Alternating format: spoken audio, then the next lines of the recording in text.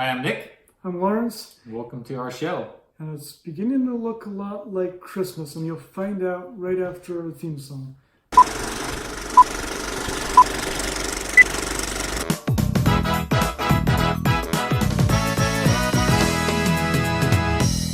So what we've been thinking about, Nick and I were talking about this, and we're thinking that we'll do a Christmas part one this time around. We'll show a couple movies.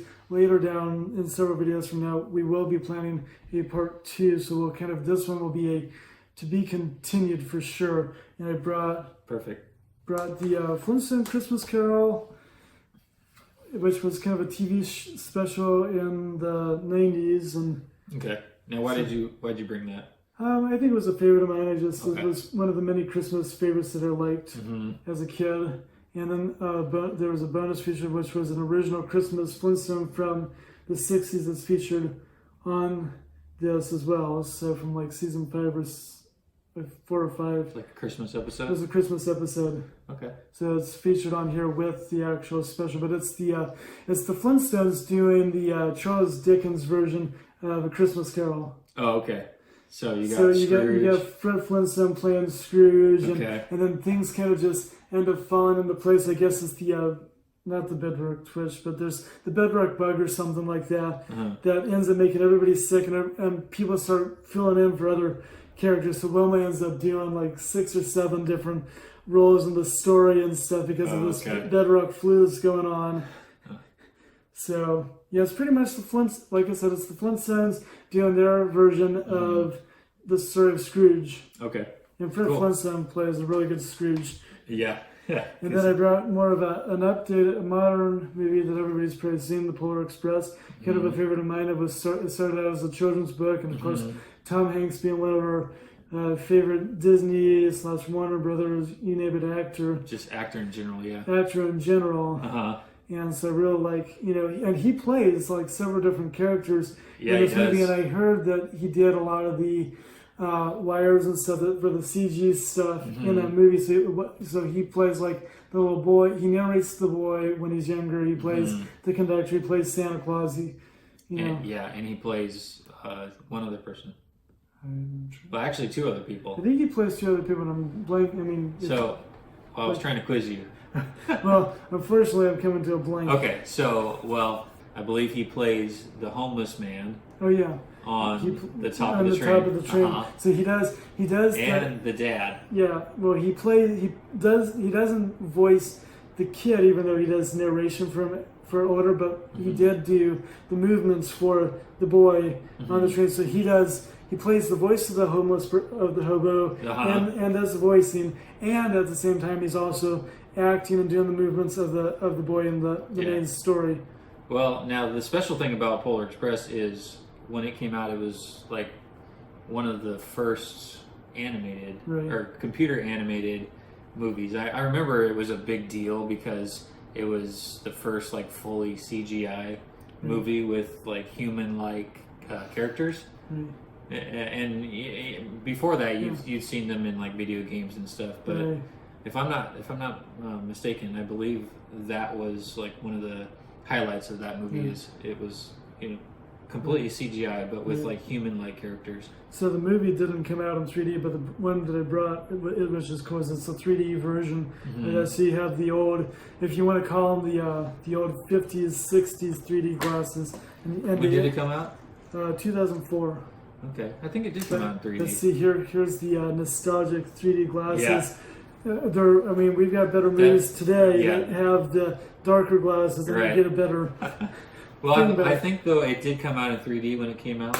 Probably did. I went and saw IMAX. It. Okay, I saw it in 2D, but I got this. But that was before 3D was really popular. Actually, and obviously you saw the... I think I may have bought this with... red and blue. And this is not Christmas, but what's that?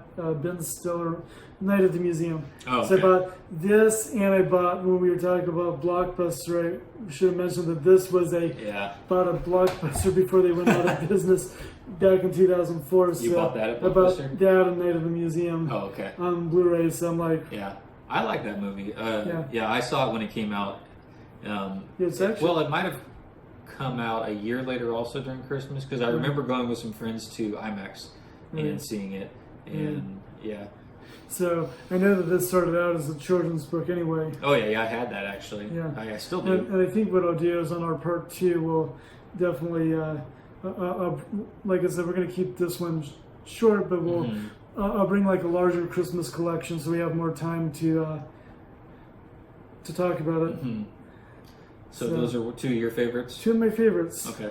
I don't have them with me. I didn't bring any visuals, but since we're talking about holiday favorites, I'd say that 2 of mine,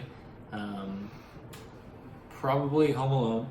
Okay. The first and the second one. The third one wasn't really Home Alone. Right. Yeah, in my opinion, because it had a completely different cast, and it just wasn't the same. It's like Home Alone 3 was like straight to DVD. Well, it was like Air Bud. Well, as the time the kind of the trilogy of Home Alone went from two Christmas movies, and then it became more of a winter. I think I even saw like a 4th one that was made, I think, through Disney, and that one was this kid ends up getting the chicken pox or something to that nature, and it feels more winter.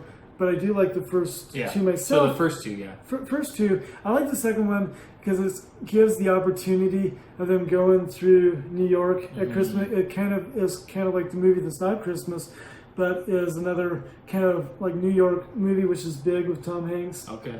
And so. But that's what I like. I like those when they go to like a big city and then. Well, the Home Alone 2 is fun because he's in New York and it's Christmas time, and I've never been to New York, but if you've been to New York during Christmas time, it's. I mean, I've been to New York, but I've not been at the Christmas. Not at Christmas time. Not at Christmas. Okay. Yeah. I would imagine that seeing everything all decorated is pretty impressive. The only thing I'm worried about is if I go at Christmas, I might have to watch out for pigeons or doves. They're probably there always, all year long, right? Or the wet bandits. Yeah. I don't know. I think they got locked up, so you're safe. Okay. Yeah. You might want to watch out for Macaulay Culkin. I heard in an interview more recently about him that even though he's not seen the movie, that he can still remember most of his lines. He never saw it? I don't think he saw it. Like he didn't want to? I don't know. I mean, he may have just had a busy schedule. Who knows? Or that was. For some people, you don't. Like 92. Some celebrities just don't go back and watch their movies, but they get told, "I can remember everything that was in the script," and they go back and look at it. You're a 25 or 30th anniversary thing. Yeah. There's some classics that I like, but I'd say probably the ones. Well, I won't limit it to 2, but I'll just list a few that I would classify them as my favorite because I'd watched them multiple times. So Home Alone 1 and 2, definitely, and the Santa Claus series. Okay. So all 3 are pretty good. I think the first one's the best because it was the original, and Tim Allen obviously is funny.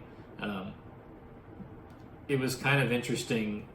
I heard him in an interview recently, kind of talking a little bit about Santa Claus because he mentioned in the interview that he doesn't really like kids, or he didn't at that time, and he was a stand-up comedian, so he was more used to adult audiences. But in the movie, he dressed up like Santa Claus, and the kids, even though they were actors, they were kids. They thought he was Santa Claus.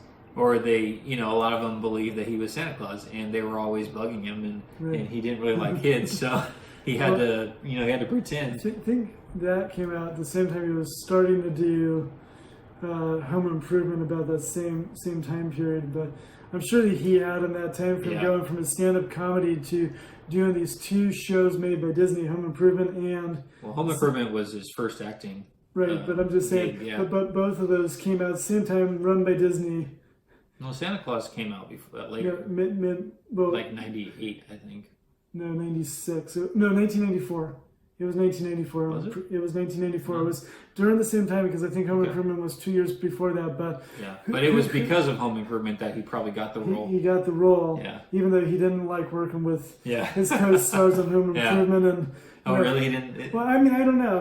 I mean, we probably have urban myths about Tim Allen. It's kind of like he's doing a documentary about Fred Rogers, and he's got to learn how to work with kids again, and he's done toys. So there's a lot of things about. Well, he obviously likes kids. He's been in like every Disney movie. And now he's doing this new Fred Rogers movie that'll come out sometime next year with Tom Hanks.